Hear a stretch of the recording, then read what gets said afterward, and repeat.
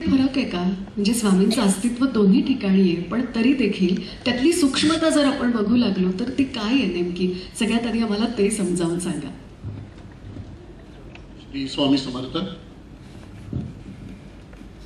खूप छान प्रश्न विचारला आपण. जसं श्रद्धा आणि आपण अंधश्रद्धा ह्याच्यामध्ये एक बारीक फरक आहे. तर ह्या विषयाशी काही संबंध नाही त्याचा, पण फरक आहे. तसाच मठ आणखीन मंदिर ह्याच्यामध्ये एक बारीक फरक आहे. गुरुच्या आज्ञेने शिष्याने स्थापन केलेला जिथे परंपरा आहे त्याला मठ, आणखीन जिथे शिष्याने श्रद्धेने स्थापन केला ते मंदिर. एवढाच त्याच्यात फरक आहे. शिष्य म्हणजे भक्त आहे आपण म्हणू. आणि मुंबापुरीची गादी हे नेमकं काय आहे?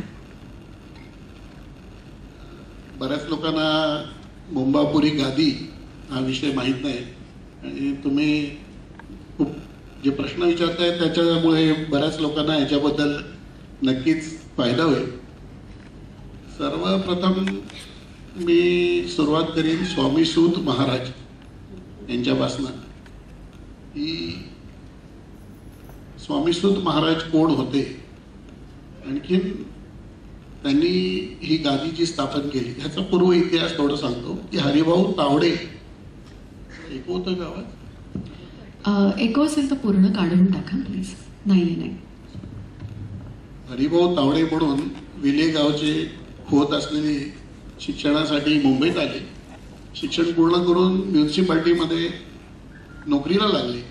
घरची परिस्थिती सदन असल्यामुळे आपल्या मित्रांबरोबर पंडित आणि खत्री यांच्याबरोबर वेगवेगळ्या व्यवसायांमध्ये पैसे गुंतवायचे. एका व्यवसायामध्ये आपण आज चर्चा करतोय ती 1868 या स्वामींच्या वेळची गोष्ट. 1868 साली तेव्हा 2000 रुपये नुकसान होत होतं. 2000 रुपये हे आत्ताच्या काळात तुम्ही विचार करा की तेव्हा खूप मोठी अमाऊंट होती. रक्कम किती मोठी होती. तर तिन्ही मित्र चिंतेत असतात की आता काय करायचं. तर एक परिचित व्यक्ती नुकतीच अक्कलकोटवर आलेली असते, त्यांनी घरी पूजा ठेवलेली असते. तर ते तिघेही जातात. ती व्यक्ती यांचे चेहरे बघून त्यांना लक्षात काहीतरी गडबड आहे. तर ह्यांचं मग ते सांगतात तुम्ही अक्कलकोटला जात, तुमची सगळ्या चिंता स्वामींच्या दर्शनाने दूर होतील. त्याप्रमाणे तिघेही मित्र अक्कलकोटला जातात. स्वामी महाराज वटवृक्षाच्या इथे असतात बसलेले. आणखीन तिथे स्वामी महाराज हे जेव्हा पाया पडत जातात, स्वामी स्वतःहून समोरनं विचारतात काय नुकसान झालं म्हणून आले का माझ्याकडे? जायचं जसं हे कष्ट दूर केले.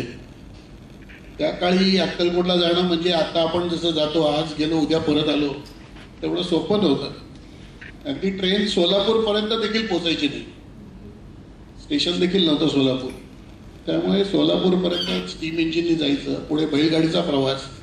आत्तासारखी हॉटेल्स, रेस्टॉरंट्स, राहायची व्यवस्था अशी काही नव्हती. खूप खडतर प्रवास होता. येण्या जाण्यामध्ये जवळपास 10 दिवस लागायचे. असा हा प्रवास करून जेव्हा हे तिन्ही मित्र परत येतात तेव्हा बघतात तर दारामध्ये एक व्यक्ती पैसे घेऊन उभी आहे.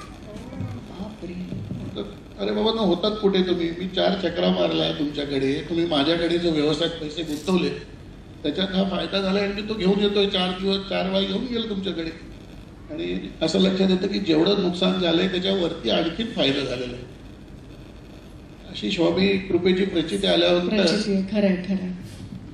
तिघे म्हणतात परत अक्कलकोटला जायचं महाराजांच्या दर्शनाला. तिघेही परत अक्कलकोटला जातात. स्वामी महाराज बसलेले असतात. दोन्ही बाकी मित्रांना पंडित आणि खत्री दोघांनाही गुरुमंत्र देतात स्वामी, आणि सुखी संसार करा म्हणून त्यांना रवाना करतात. पण जेव्हा हरिभाऊ जाऊन पायावर डोकं ठेवतात स्वामींच्या, तेव्हा स्वामी त्यांना म्हणतात अरे तू माझा सूत आहेस, तू माझा मुलगा आहेस, तुझा जन्म ह्या सगळ्या कार्यासाठी, तुला माझं कार्य करायचं. तर हरिभाऊ विचारतात महाराज मला का सूत म्हणताय? स्वामी महाराज अक्कलकोटमध्ये आलेल्याला ऑलरेडी 11 वर्ष लोटलेली आहे.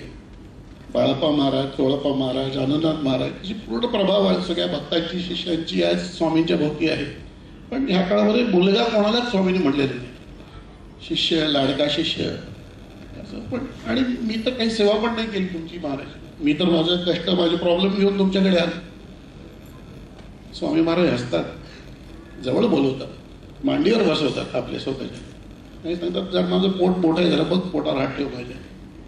आणि स्वामी त्यांना आपले सगळे गतजन्म दाखवतात.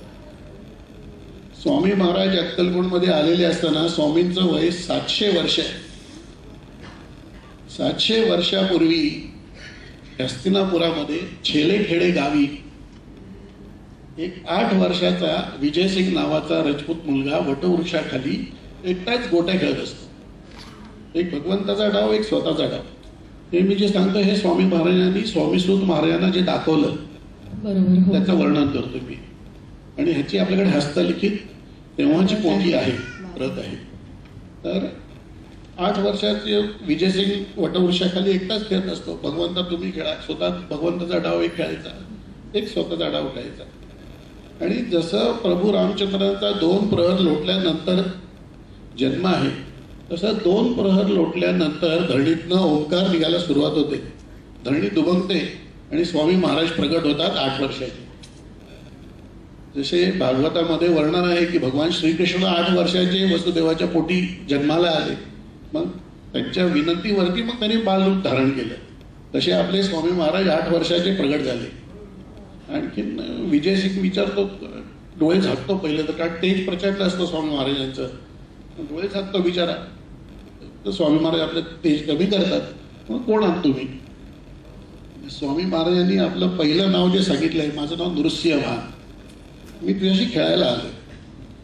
महाराज वर्णन करतात, खेळायला स्वामीची लीला सुरू होते. स्वामी त्याच्याबरोबर खेळायला लागतात.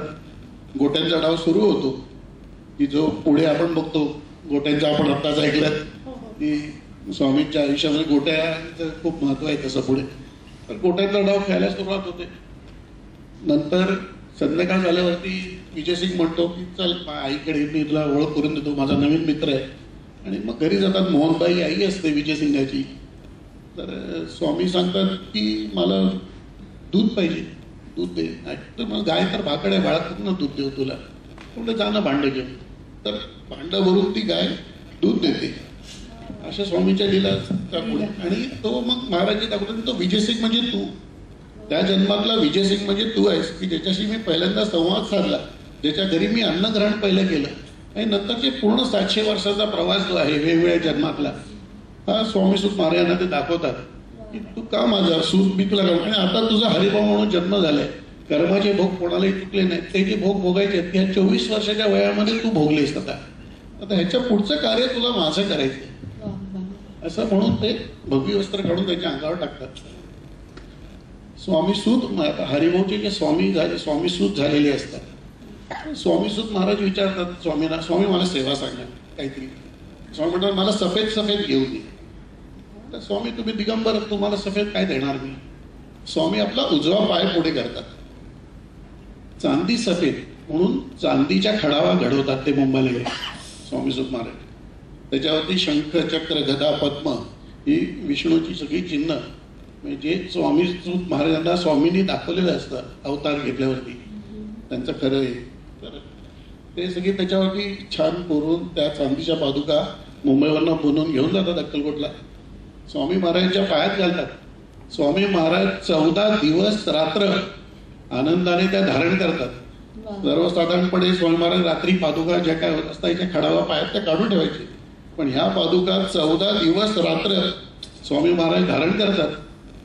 14 दिवस धारण करत असताना सगळ्या भक्तांना सांगतात की हे माझं आत्मलिंग आहे. आपल्याला सगळ्यांना कल्पना आहे की आत्मलिंग, रावणाने तपश्चर्या करून भगवान शंकरांकडे काय मागितलं तर आत्मलिंग मागितलं. एवढं महत्व आत्मलिंगाचं आहे. तर ह्या पादुका म्हणजे माझं आत्मलिंग आहे. आणि 14व्या दिवशी सगळ्या शिष्यांना बोलवतात. स्वामीसूत महाराज देखील बोलवतात. पादुका काढतात.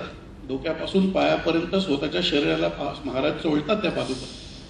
स्वामीसूत महाराजांच्या डोक्यावर ठेवतात आणि त्यांना आज्ञा करतात समुद्र किनारी जा, किल्ला बांधा, धर्माची ध्वजा फडकवा आणि जे आणले नडलेले येतील त्यांना ह्याच्या पुढे तुम्ही मार्ग दाखवा आणि ती माझी मुंबापुरी गादी असेल.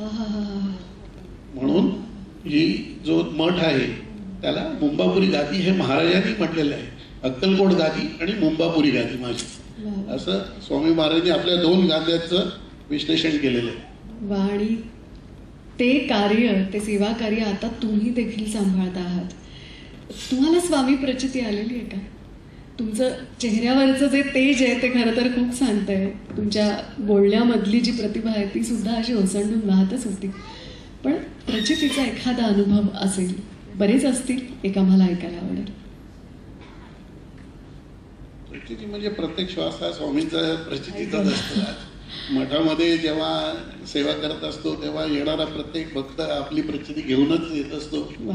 आणि स्वामी साक्षात तिथे आहेत, तिथे वावरत असतात. त्याची आम्हाला तर क्षणोक्षणी स्वामी जाणीव करून देत असतात की मी इथे आहे, आत्मलिंगच तिथे आहे म्हणल्यावरती बरोबर, हो. आज प्रश्नच येत नाही.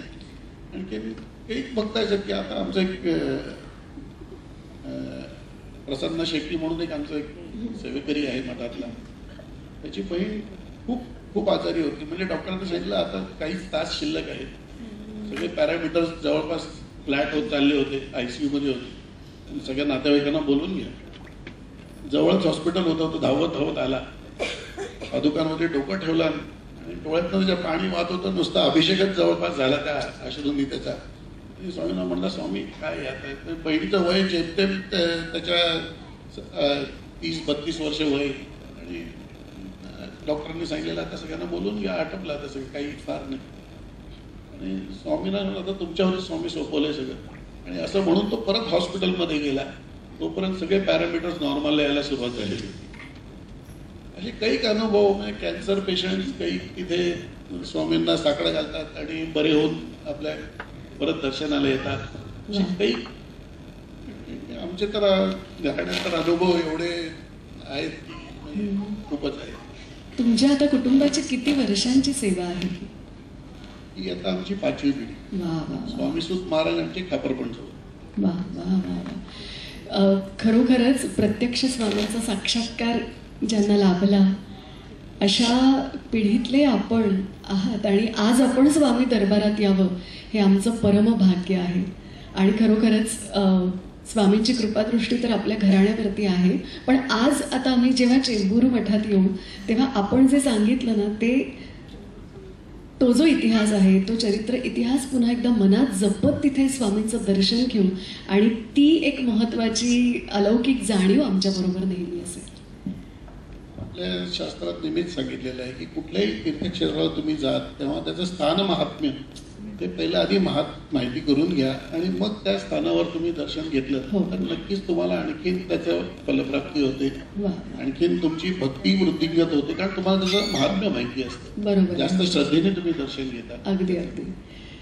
खूप कृतार्थ वाटतंय आणि कृतज्ञता आहेच. आज आपण इथे आलात, आमच्या दरबारात, स्वामी दरबारात आलेले आहात. एक स्वामींचा कृपाशीर्वाद तुम्हाला देऊ इच्छितो. माझ्या सौभाग्यवती पण इथे आलेले आहेत. अरे प्लीज आपण यावं मंचावरती. स्वामींच्या सेवेमध्ये तिचा मोठा वाटा आहे. अगदी अगदी.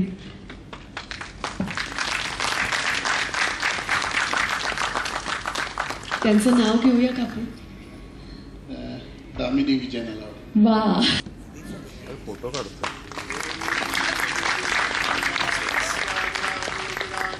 स्वामी समर्थ महाराज की